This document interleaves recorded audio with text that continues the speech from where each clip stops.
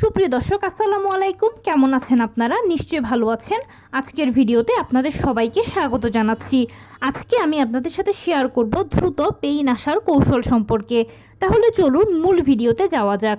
By the way, মূল ভিডিওতে যাওয়ার আগে একটা কথা বলি, আমি আমার চ্যানেলে pregnancy related, specially normal delivery related অনেক ইম্পর্টেন্ট তথ্য ভিডিও আকারে শেয়ার করে থাকি। এই তথ্যগুলো আমার পার্সোনাল এক্সপেরিয়েন্স ও আমার ডক্টরের সাজেশন থেকে নেওয়া। তাই আমার চ্যানেলটিকে যদি একবার আপনারা ভিজিট করেন, তাহলে আপনারা আপনাদের প্রশ্নাতীত মনের অনেক প্রশ্নের উত্তর পেয়ে যেতে পারেন। আমন্ত্রণ জানাবো আমার চ্যানেলটিকে একবার ভিজিট করে দেখার। এবারে চলুন মূল আলোচনায় যাওয়া যাক। আমি শুরুতেই বলেছি দ্রুত পেইন নিয়ে আসার কৌশল সম্পর্কে আজকে আলোচনা করব।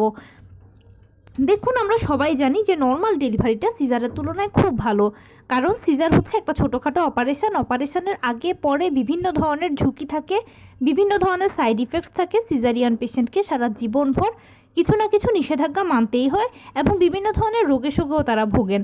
তাই সিজারের তুলনায় নর্মাল ডেলিভারি সব কিছু থেকে ভালো, সেফ, সিকিওর। সেজন্য আমরা সবাই নর্মাল ডেলিভারিকে পছন্দ করি। এছাড়া সিজারে যে ঝুঁকি আছে, নর্মাল ডেলিভারিতে কোনো ঝুঁকি নেই। সেজন্য আমরা সবাই নর্মালে বাচ্চা জন্ম দেওয়াটাকেই বেশি প্রেফার করি। এখন নর্মাল ডেলিভারি যেহেতু প্রাকৃতিক পদ্ধতি, তাই এখানে আপনার পেইনটা আসাটা মাস্ট। যদি আপনার পেইন না আসে তাহলে কিন্তু নর্মাল ডেলিভারি হবে না।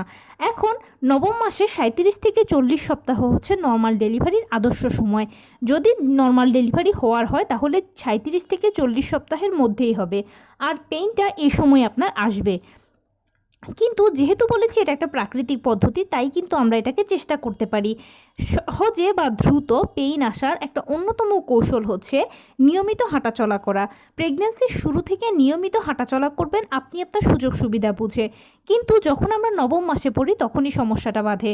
নবম মাসে গেলে মায়েদের পেটটা ভারী হয়ে যায়, শরীর ফুলে যায়, হাতে পায়ে পানি আসে, ভীষণ কষ্ট লাগে, হাঁটতে চলতে উঠতে বসতে মনে হয় বুঝি যৌনাঙ্গ দিয়ে কিছু বেরোচ্ছে বা জরায়ু ছিঁড়ে বুঝি কিছু বেরিয়ে যাবে ইত্যাদি বিভিন্ন ধরনের ভয় আশঙ্কা থেকে আমরা শুই, বসি বা একটু আরাম করতেই পছন্দ করি বা ভালো লাগে এই সময় আরাম করলে।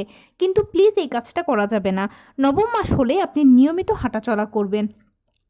সকালবেলা ঘুম থেকে উঠে 30 মিনিট হাঁটাচলা করবেন, কিছুক্ষণ বাটারফ্লাই স্টাইলে বসে থাকবেন। রাতের বেলা ঘুমোতে যাওয়ার আগে 30 মিনিট হাঁটাচলা করবেন, কিছুক্ষণ বাটারফ্লাই স্টাইলে বসে থাকবেন।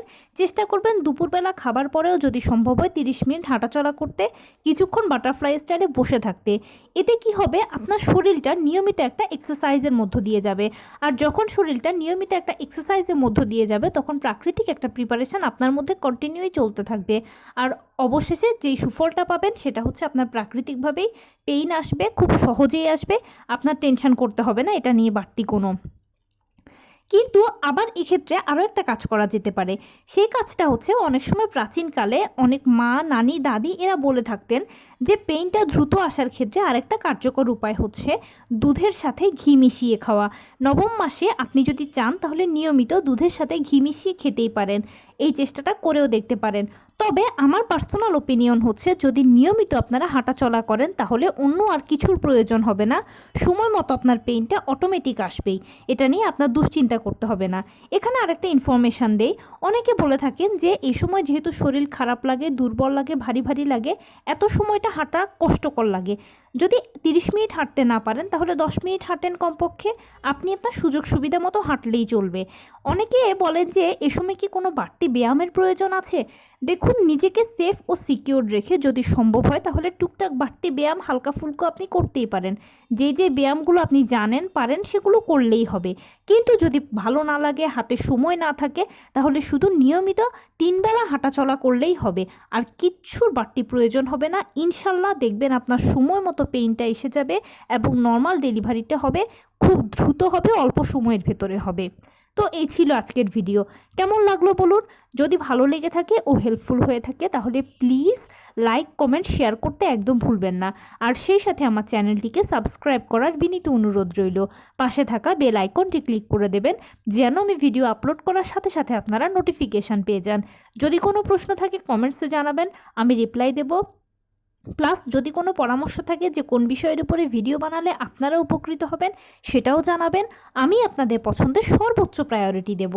ভালো থাকবেন, সুস্থ থাকবেন। আসসালামু আলাইকুম।